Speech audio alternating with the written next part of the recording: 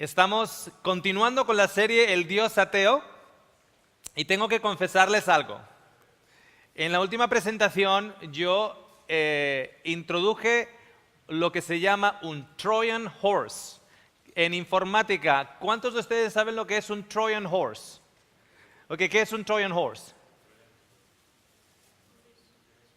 Es un virus. Ok, pero ¿por qué se le llama un Trojan Horse? Se le llama un Trojan Horse o caballo troyano. Un caballo troyano, si se acuerdan en la historia griega y Macedonia, los enemigos de Troya introdujeron un caballo de madera. Y realmente por dentro estaban los soldados, etcétera, que hicieron cambios en Troya, aparte de eso. Okay. ¿Cuál fue mi Trojan Horse? El Trojan Horse que les introduje ayer, en el anterior programa, ese virus, es el siguiente. Hablamos de la empatía que está habitada en el sistema límbico. Esa parte del sistema límbico que no reconoce entre él mismo y otro. Cuando una persona está sufriendo, usted sufre. Cuando usted ama a una persona, usted se ama a sí mismo. ¿Okay? Es por eso que cuando uno empieza a amar a su chica, a su novia, etc., uno se siente tan bien. Cuanto más le da el amor a su chica, más bien se siente usted. También indicamos que si ustedes juzgan a otros, ¿a quién se están juzgando? A sí mismo. Por eso, en la Biblia nos dice, a la hora de amar, ama a tu prójimo y además va mucho más allá de eso. Dice, ama a tu enemigo. Porque si tú odias a tu enemigo, te estás odiando a ti mismo. Entonces, ama a tu enemigo porque odiar a tu enemigo te hace mal a ti. Entonces, ¿cuál es el Trojan Horse que yo les di? Si ustedes no están de acuerdo conmigo, no me pueden criticar.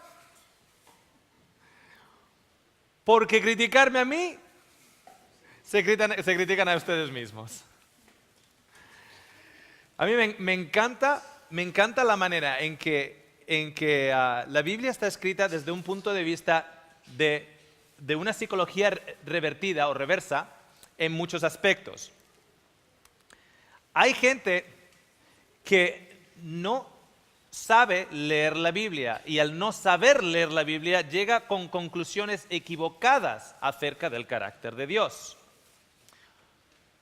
Por ejemplo, cuando una persona fue donde Jesús y le preguntó qué tenía que hacer para ser salvo, Jesús le dijo, ¿qué dice en la palabra?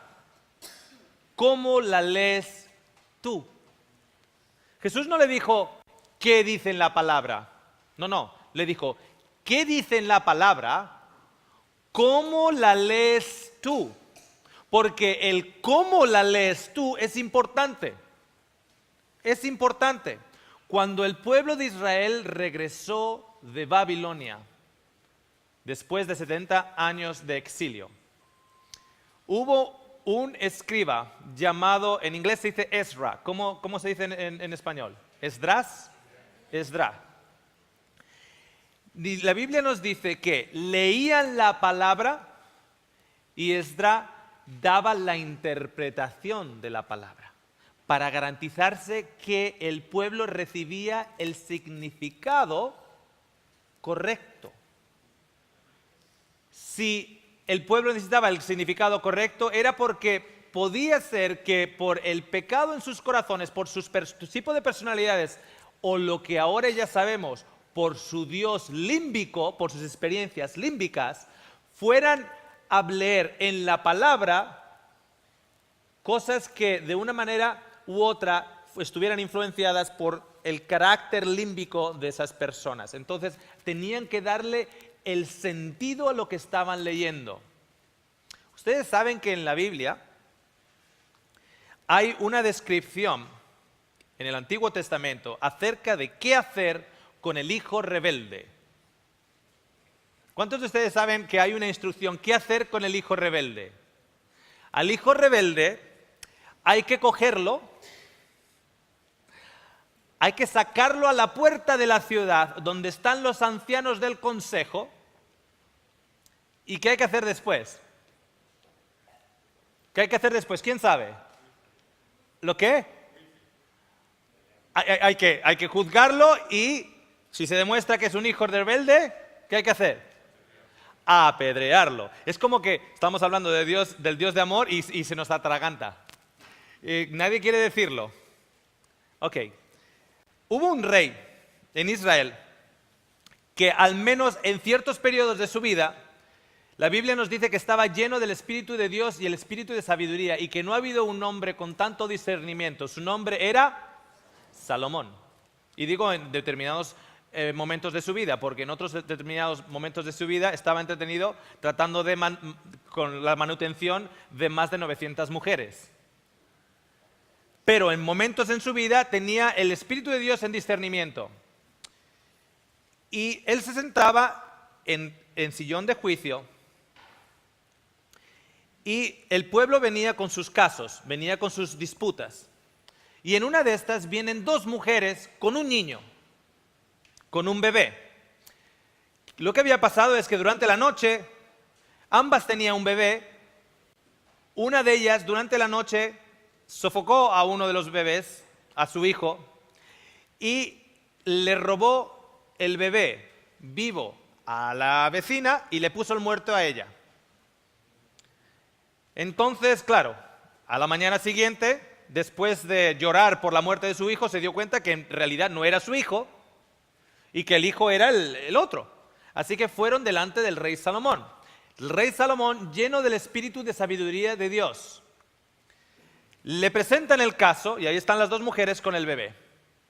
Una dice, el bebé es mío, y la otra dice, no, el hijo es mío.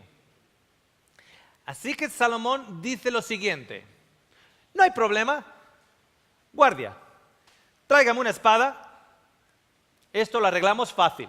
Pon el bebé en el medio, lo cortamos por la mitad para una y la mitad para la otra. En ese momento, una de ellas dice, bueno, me parece bien, me parece justo.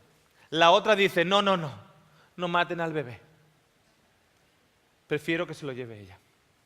En ese momento Salomón supo quién era la verdadera madre. Pregunta, ¿tenía Salomón la intención de cortar al niño por la mitad? ¿Esa era su intención? No. Entonces, cuando la intención no es lo que tú estás diciendo, sino conseguir algo a través de lo que estás diciendo, eso se llama psicología revertida. Ahora bien, quiero que se imaginen lo siguiente. Estas dos mujeres se van, una recibe una buena multa por mentirosa y ladrona, la otra se va contenta a la casa con su bebé. Y Salomón se mantiene sentado y viene un padre,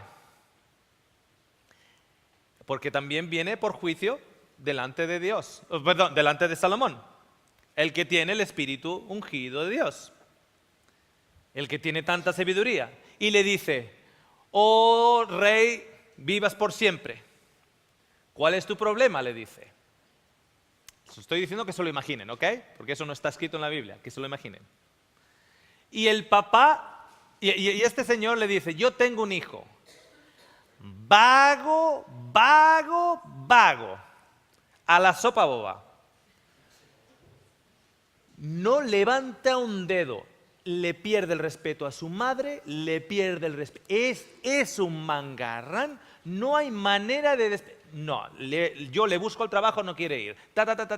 Y está este señor 5 minutos quejándose de su hijo. Y Salomón hace lo siguiente. Bueno, la solución está clara.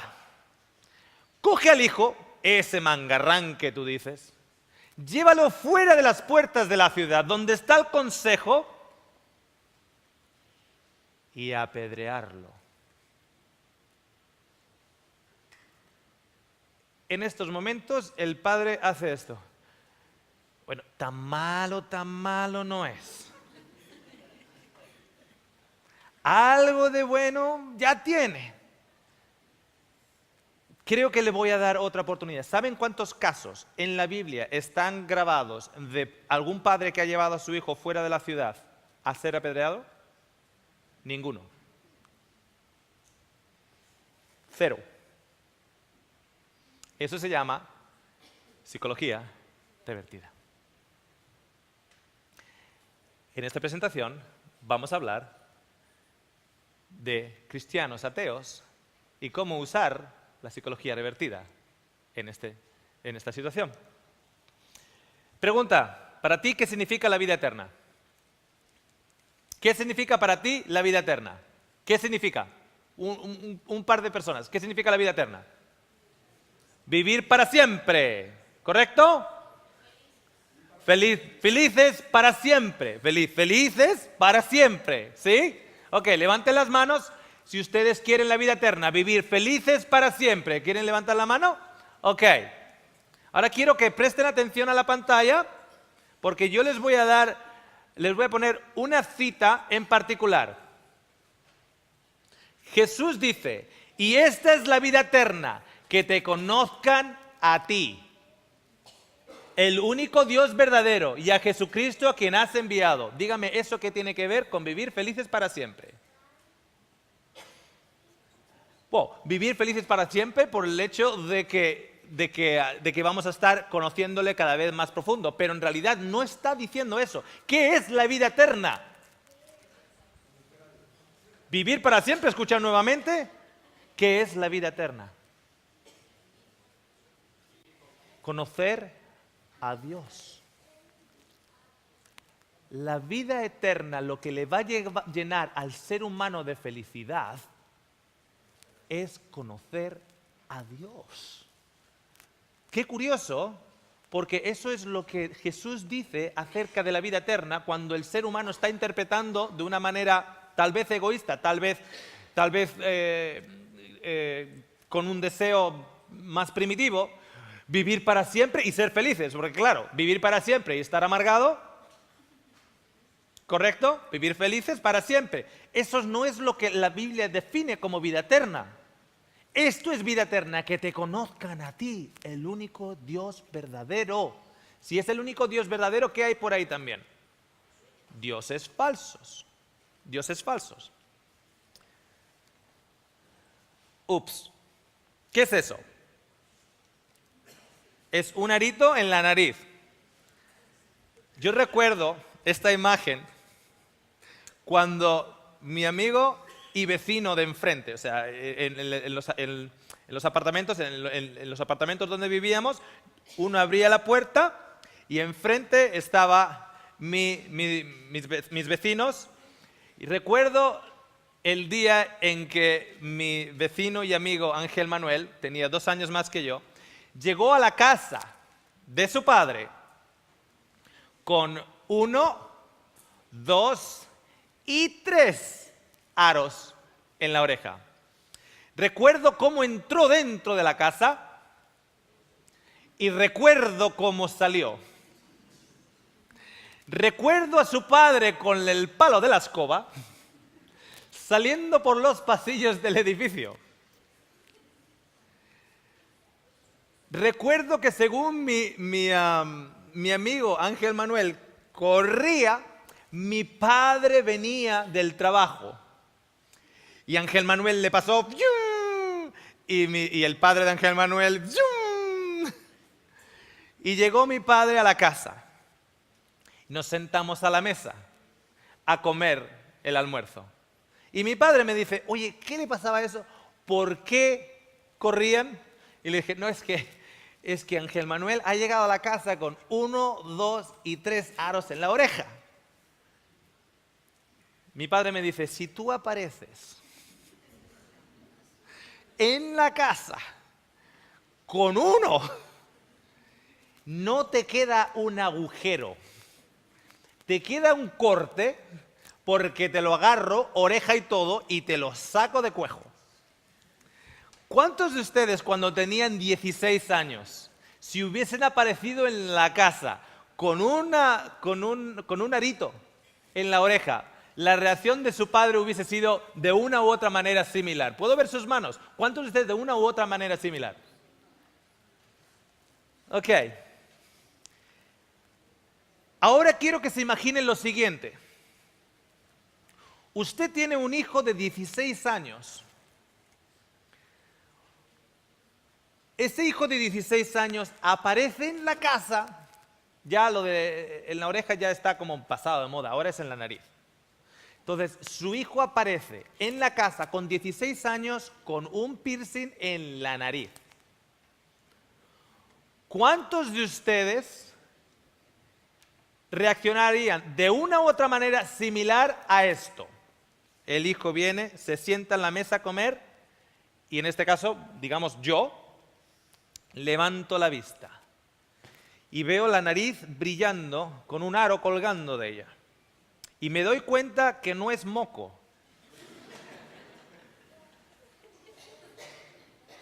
¿Cuántos de ustedes reaccionarían similar a esto?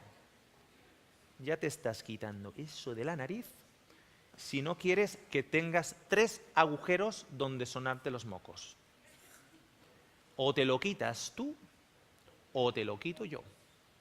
¿Cuántos de ustedes, puedo ver de una más calmado tal vez que yo, pero... Ok. Mi padre no era cristiano. Yo sí. Pregunta. Si yo reacciono contra mi hijo de la misma manera que mi padre hubiera reaccionado en contra mío, ¿qué diferencia ha hecho Dios en mi vida?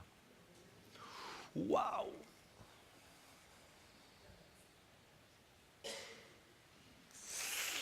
¡Wow!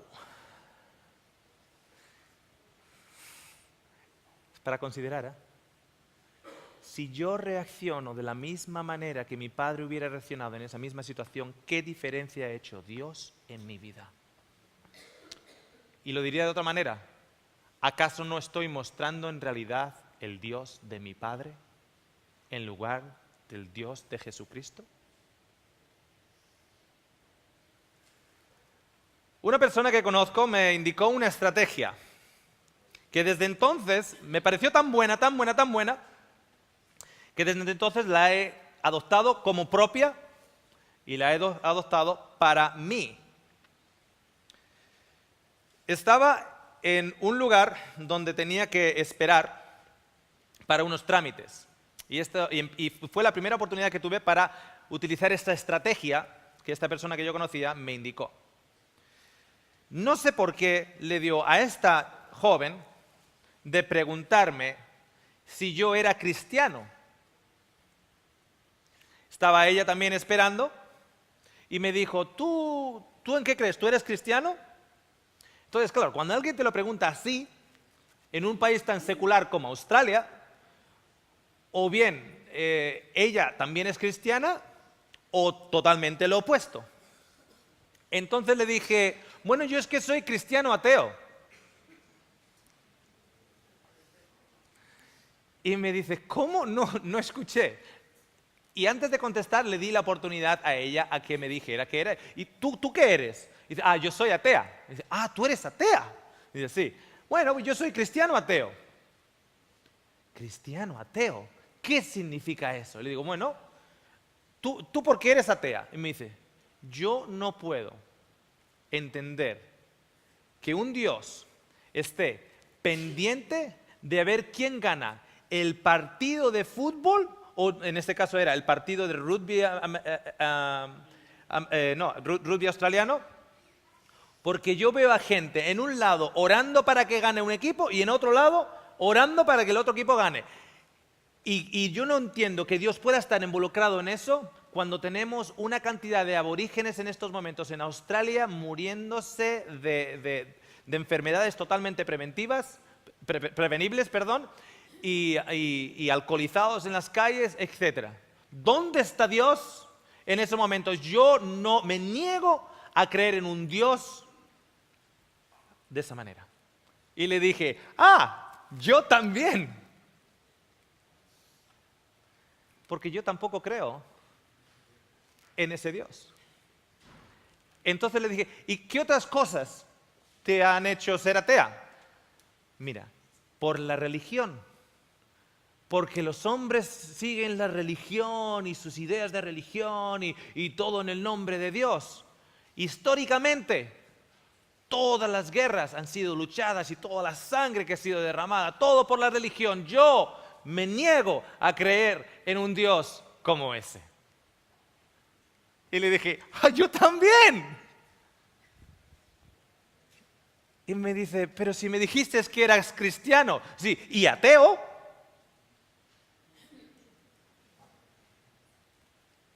Claro que soy cristiano y ateo. Porque ¿cuántos cristianos realmente deberían creer en un Dios que está preocupado en que, por ejemplo, un montón una serie, por ejemplo, de ejércitos invadan y conquisten en el nombre de Dios y causen todos esos crímenes, etcétera, etcétera, etcétera, etcétera? El sentido común te dice, cuidado con este Dios, porque si no le haces caso, te llega a ti.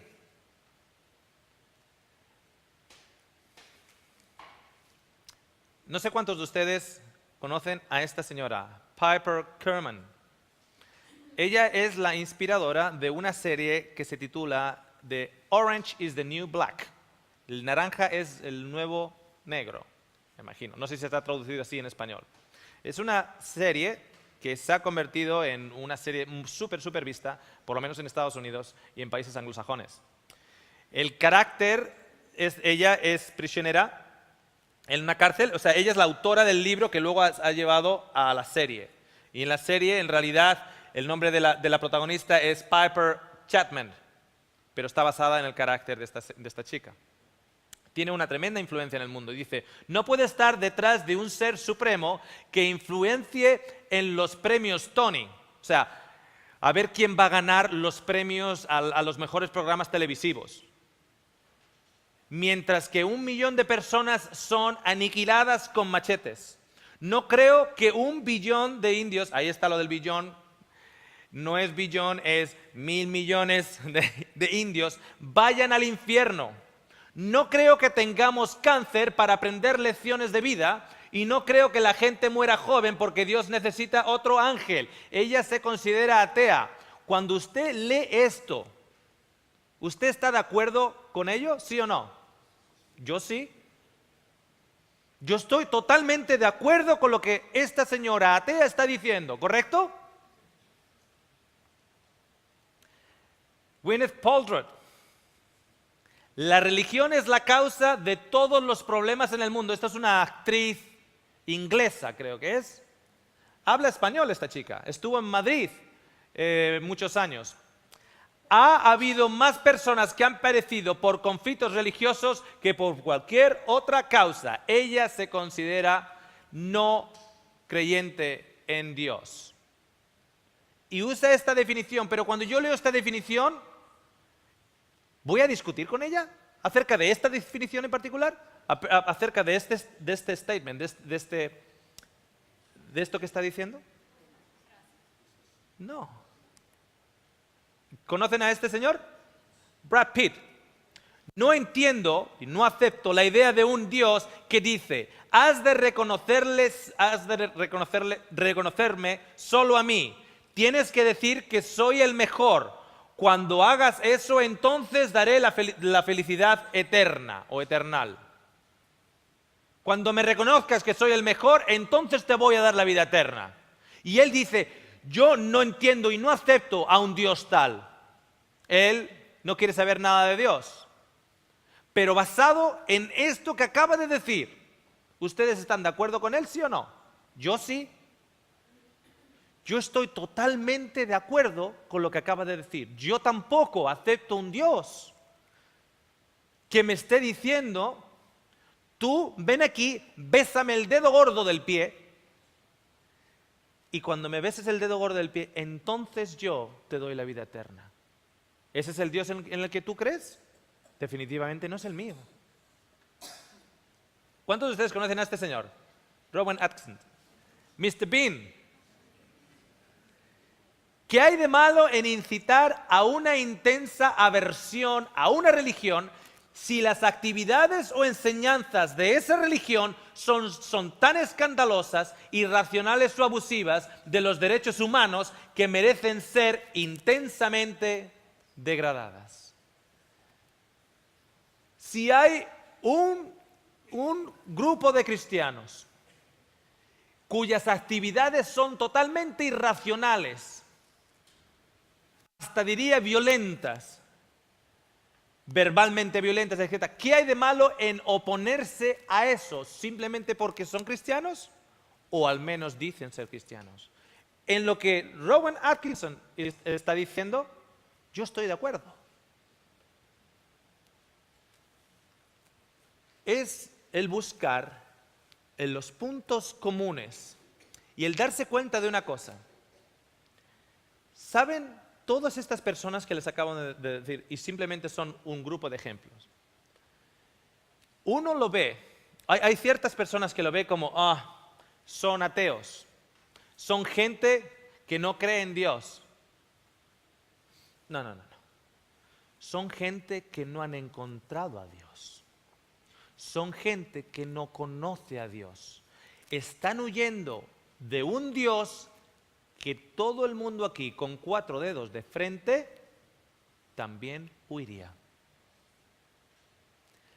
Así que comencé a hablar a esta chica acerca de que yo estaba totalmente de acuerdo con ella. Y ella me recordó, pero si tú me has dicho que eres cristiano. Y yo, sí, pero ateo también. ¿Ateo en qué sentido? Ateo en que estoy totalmente de acuerdo en el Dios en el que tú no crees, porque yo tampoco creo en Él. Adivinen lo que ocurrió. Ella se empezó a sentar como más cómoda. Se empezó a sentar más cómoda, dobló las piernas, me dice, ok, ahora cuéntame en el que tú sí crees.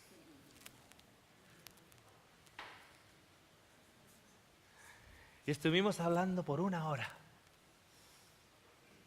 Al final de la hora le conté tantas historias de cómo Dios ha trabajado en mi vida, cómo Dios ha trabajado en la vida de mi esposa. Algunos de ustedes conocen el testimonio de mi mujer. Sí, ok. Al final de la hora, esta atea estaba llorando y diciéndome, qué bonito, qué bonito. Qué hermoso creer en un Dios así. Ojalá yo pudiera creer en un Dios así.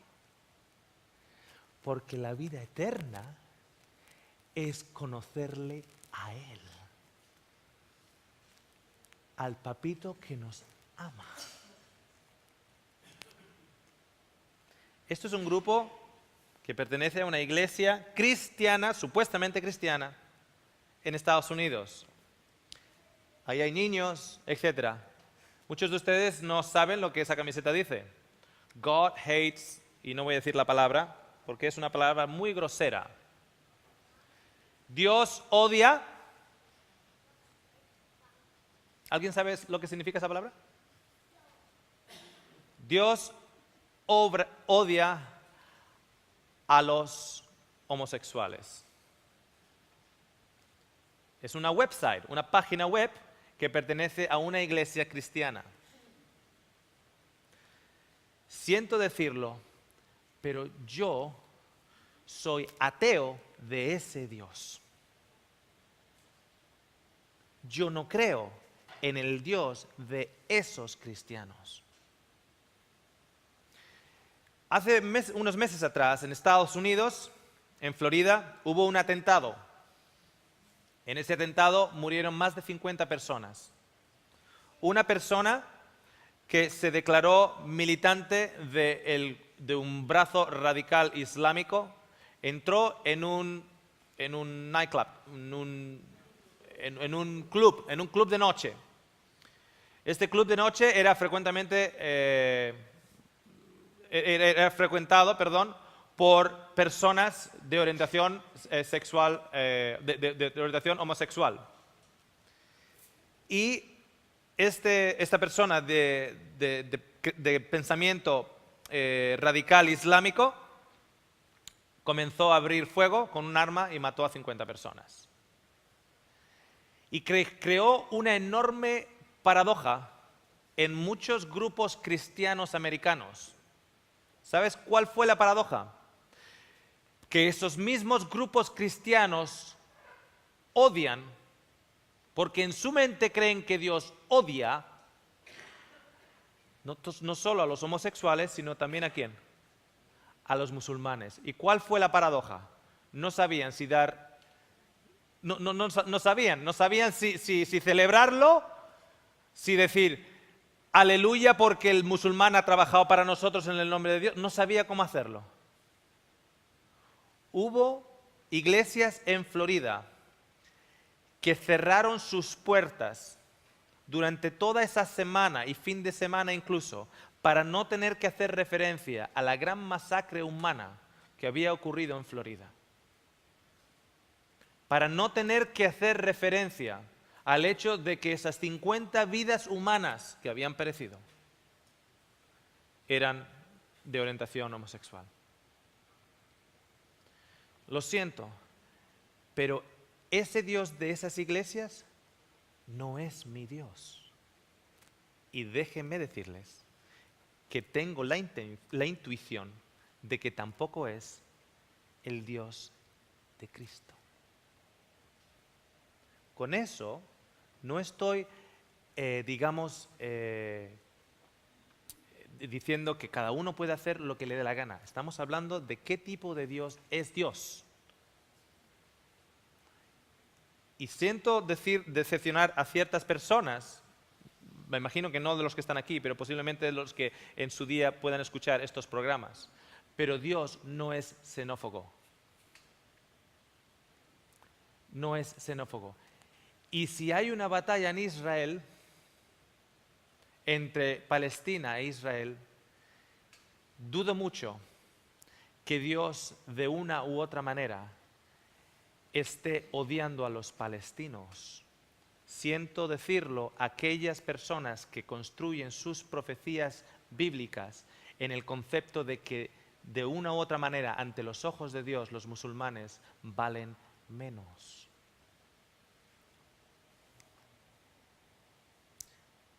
Jesús dijo, ¿tú ves cómo yo soy? ¿Has visto mi ministerio? ¿Has visto cómo yo soy?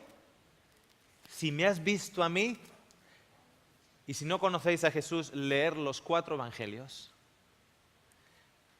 Cuando una prostituta fue puesta delante de él, y él fue el único que se arrodilló a levantarla. Cuando un leproso a los que todos espantaba, se arrimó a Cristo y Cristo, en lugar de apartarse, se arrimó y la abrazó. Si no conocéis a Cristo, leer los evangelios. Y si leéis los evangelios, habréis conocido a Cristo. Cuando hayáis conocido a Cristo, Cristo os dice, ¿me veis a mí? Adivine qué. Acabáis de ver al Padre. Acabáis de ver al Padre. Porque lo que yo hago, él dice, es simplemente reflejar a Él.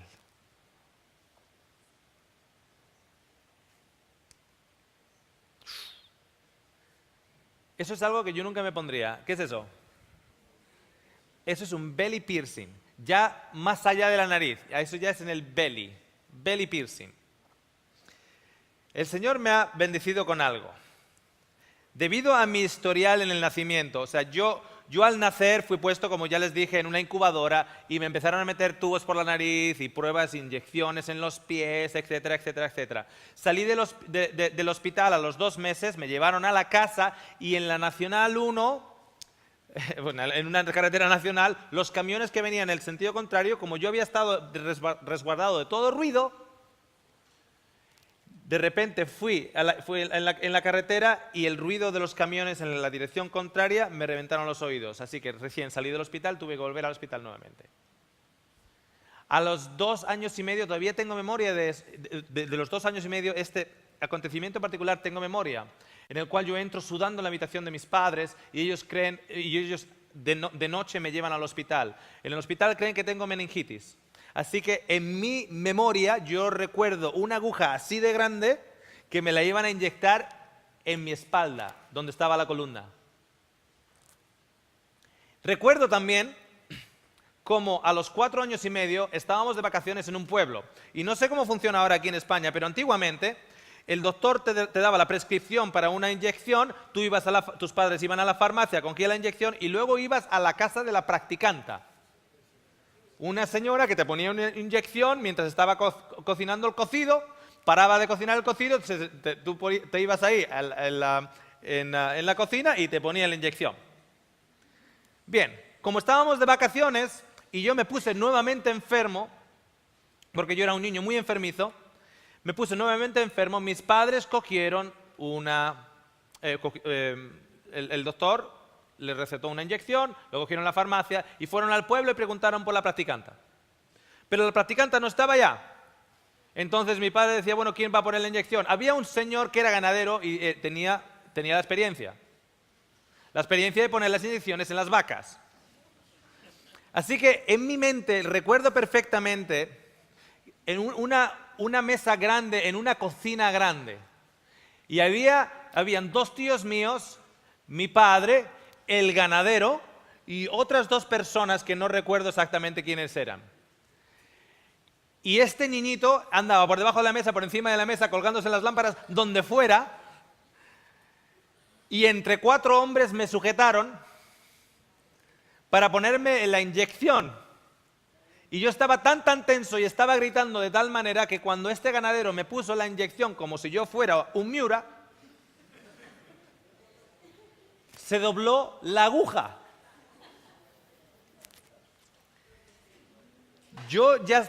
Cuando mi padre me dijo que si un día apareces con un piercing en la casa, te la arranco de cuajo, en mi mente no me sentí amenazado para nada. Porque la última cosa que se me va a ocurrir a mí va a ser ponerme un piercing y que me anden pinchando para ponerme un tatuaje. Eso es lo último que se me va a ocurrir. Una señora en Australia, cristiana, con no sé cuántas hijas, pero definitivamente una de sus hijas, a los 7 años, la señora me contaba que recuerda cómo, hablando un día del piercing y hablando del tatuaje, le preguntó a su hija qué ella opinaba a los 7 años de el piercing. Y a los 7 años, a los 7 añitos, esta niña, que solía hacer partes especiales en la iglesia, con una faldita blanca y cantaba, Cristo me ama. Esa niñita le dice a la mamá a los 7 años, este cuerpo es el templo de Dios y no hay que hacer agujeros en el templo de Dios. A los 7 añitos. A los 15 añitos, ella llega del colegio con un formulario, se sienta y le da en la mesa y le pasa el formulario a la mamá. La mamá piensa que es para firmar para alguna excursión o algo así. No, en realidad no era del colegio, era de uno de estos talleres de tatuaje y piercing, y como ella era menor de 16 años, tenía que firmarle la mamá. Entonces, cuando ella leyó, dice, ¿esto para qué es? Y esta era la cara y actitud de la hija. Me voy a hacer un body piercing. ¿Qué te vas a hacer qué? Me voy a hacer un belly piercing. Me voy a hacer un piercing aquí. He tratado de exagerar la cara, pero ¿qué te está diciendo esa cara? ¿Me lo voy a hacer sí o sí? En ese momento, a la mamá le vinieron en la mente un mínimo de 12 o 13 citas bíblicas, como 4 o 5 referencias de comentario bíblico, y cuando lo iba a soltar, se acordó que a los 7 años la niñita ya había dado una respuesta en ese sentido. Y dijo, si yo en estos momentos le predico a mi hija de 15 años, la respuesta yo ya sé que la sabe, o al menos la respuesta en la que yo estoy buscando, yo ya sé que sabe la respuesta que yo estoy buscando. ¿Por qué? Porque lo sabía a los 7 años. ¿Qué? ¿Se la ha olvidado a los 15? No. ¿Cómo sabemos que no se la ha olvidado a los 15? Porque no va, oye mamita, me voy a poner un body piercing, ¿tú qué crees? No, me voy a poner un body piercing. En otras palabras, yo ya sé que tú no lo apruebas, yo ya sé que no es lo tuyo, pero es lo mío. Esa actitud ya está diciendo, yo ya sé lo que tú crees, pero yo voy a hacer lo que a mí me dé la gana. La mamá por 5 minutos habló tan solo de lo siguiente. Tú sabes que eso se puede infectar. Sí. ¿Quién va a pagar por eso? Yo lo tengo ahorrado. La niñita tenía que hacer una prueba en el hospital y le decía, bueno, tú sabes que cuando hagas la prueba en el hospital, si necesitas hacer un MRI, ¿cómo es un MRI? No radiografía, sino no puedes usar prueba magnética, ¿cómo se llama? Resonancia magnética. Una resonancia magnética te lo vas a tener que quitar, etcétera, etcétera, luego te pueden entrar infecciones, etcétera, etcétera. Así estaba la chica. Yep. Está contando los minutos. Acaba que tengo prisa. La mamá hace lo siguiente en ese momento. Coge el papel, coge un lápiz, o sea, un bolígrafo, lo firma. La chica mirando de reojo, con una sonrisa en su cara. La mamá dobla el papel, se levanta, coge su bolso, pone el papel en su bolso y le dice a la chica, vamos. Dice la mamá, la cara en mi hija fue para enmarcarla. ¿Vamos dónde? Dice, ¿no lo vas a hacer? Dice, sí, vamos. ¿Tú me vas a llevar? Y atención, porque esto cuando ella me lo contó, incluso ahora que estoy a punto de contárselo, me están dando escalofríos. Hija, cuando tú eras pequeña te dije que Jesús te ama, no importa lo que. Con eso no estamos diciendo que tú vas a ser salvo, no importa lo que. No estamos hablando si vas a ser salvo, no importa lo que. ¿Entienden? Jesús te ama, no importa qué. Eso te lo he dicho y te lo he repetido cuando eres pequeña. Y este es el momento para que yo te muestre a Cristo. Yo te amo, no importa lo que. Jesús te dijo, y te lo he repetido de pequeña, no te abandonará y no te dejará hasta el final. Luego será tu cúmulo de decisiones lo que determinará si en realidad tú querías estar con Él o no. Y yo te digo en estos momentos, hija mía, que nunca te voy a dejar, nunca te voy a abandonar. Dice que en ese momento sintió que por una de las veces en su vida en las que se ha sentido que estaba reflejando al Padre. Pero no a su Padre terrenal, sino al Padre. Cogió a la chica.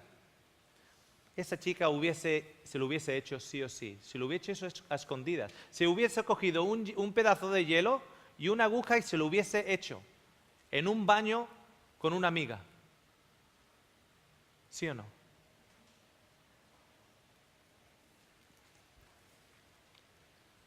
Pasaron los años. 21. 21 años ya no era el piercing de aquí, era el piercing de aquí, piercing de aquí, piercing de aquí, tatuaje aquí, una florcita aquí. A los 21 años, adivinen quién era la mejor amiga de esa chica. ¿Quién? La mamá. Hablaban todos los días. Ella ya no vivía con la mamá. Allá en Australia hay una tendencia en los cuales a los 18 años salen y alquilan, etcétera, etcétera. Eso es lo que funciona allá. Entonces, a los 21 años, ella ya no vivía ella tenía su trabajo, trabajaba de peluquera. Trabajaba de peluquera en una zona muy rica, allá en Australia, gente de mucho dinero.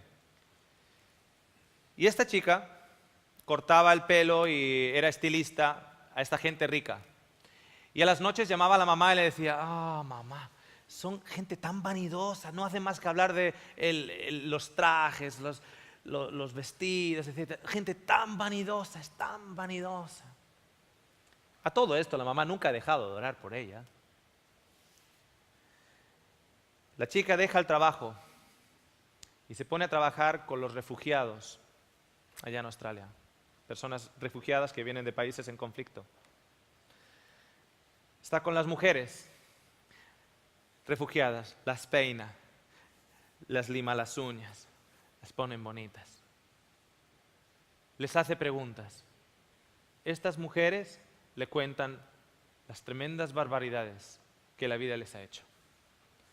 Esta joven de 21 años, con el pin, se arrodilla todos los días con ellas. Muchas de ellas son musulmanas. Y les dice, ¿te importa que ore contigo? Les agarra las manos y ora por la salvación de esas chicas. No hace tanto tiempo atrás, la mamá la invitó a una cafetería para pasar un tiempo junto con la hija. Y ahí estaba la hija con la mamá hablando y charlando. Entraron 2 personas de la iglesia de la mamá que no conocían a esa hija. Y fueron, se arrimaron a la mesa y le dijeron, hola, ¿cómo estás? ¿Y quién es ella? Ella es... Y cogió la mano, la agarró a esa chica, la arrimó contra ella y le dijo, ella es mi hija. La cara de esas 2 señoras fue también para enmarcar.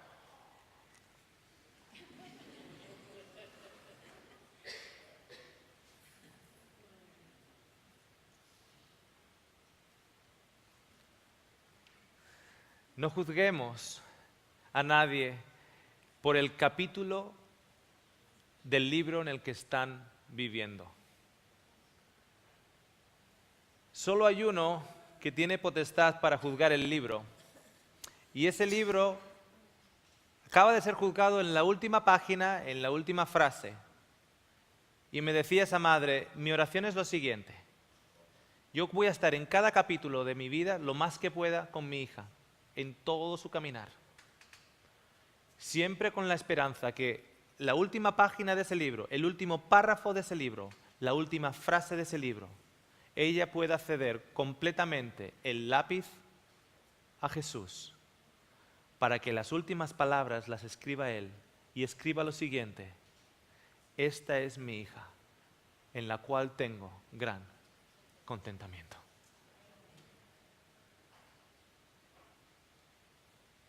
Tenemos que entender que hay un Padre tan amoroso que cuando su hijo menor le dice, no puedo esperar a que te mueras, no puedo esperar a que te mueras, dame tu herencia ya. Me harías la vida más fácil si te murieras antes, pero ya que no te mueres, dame la herencia ya. Y el papá tenía 3 opciones. Tú te callas la boca, niño, y te quedas aquí trabajando. Opción número 1. Tú te vas de la casa, pero sin nada. Y la opción número 3 es lo que el padre del pródigo hizo. ¿Qué hizo? Le dio el dinero. Esa historia cuenta más del carácter de Dios que cualquier otra historia. Ese padre sabía que un hijo que es grosero suficiente como para decirle al padre, no puedo esperar más a que te mueras, dame el dinero ya de la herencia. Ese padre no es tonto, sabe dónde ese dinero va a acabar. Y aún y todo le da el dinero. Él le da el dinero al hijo. Él ora con el hijo. Él espera por el hijo Él abraza por el hijo y cuando el hijo vuelve oliendo a cerdo, Él lo rodea con sus brazos, mira a todos alrededor, se lo pone en su pecho y con todas las cicatrices, con toda la hediondez, con toda la suciedad, mira a todos y le dice, ¿preguntáis por él? Este es mi hijo. Este es mi hijo. No sé cuántos de aquí o cuántos de los que están escuchando en la casa han echado a sus hijos de casa porque han llegado con un piercing. Han echado a sus hijos de casa. ¿A qué padre estamos reflejando nosotros? ¿En qué Dios crees? También dice en qué Dios no cree usted. ¿Qué tipo de cristiano ateo es usted? Y no sé cuántos de ustedes en la casa o cuántos de ustedes aquí saben dónde está en estos momentos su hijo, aquel que echaron. Y lo que acaban de escuchar en esta hora es lo siguiente. Dios cree tanto en que la única arma para traer a un ser humano a Él es el amor, que lo lleva al extremo el extremo tal que va a permitir tu libertad, y tú usando tu libertad en contra de Él, todavía va a estar dispuesto a acogerte en cualquier momento y en todo momento no va a dejar de amarte. Ese es el Padre, ese es el Dios en el que tú crees, porque ese tipo de Dios y ese tipo de corazón es el que da vida eterna. Conocerle a Él es vida eterna. ¿Quieres experimentar la vida eterna? Actúa de la manera en la que Él actuaba, reflejando al Padre. Espero que alguno de ustedes haya podido en su pre-córtex, en el lugar cognitivo, pueda estar reflejando esto. Ahora ya sé lo que va a pasar. Ahora alguien en sus casas o aquí está pensando, Oscar apoya el piercing. Y en ese momento yo te digo lo siguiente, solo puedo ser responsable de las palabras que he dicho, no de las que tú has entendido.